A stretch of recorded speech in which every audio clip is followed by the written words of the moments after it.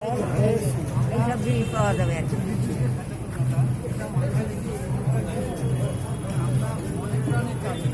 আমাদের প্রাণের ঠাকুর বালক ব্রহ্মচারী মহারাজকে মানুষ শ্রদ্ধার সাথে স্মরণ করে, এটাই আমাদের মেন উদ্দেশ্য। কতজনের মতো দিলেন? আমরা টোটাল 600 জন, মানে 300 জনকে দিয়েছি, প্রত্যেককে দুটো করে 600 জনের মতো লোক হবে।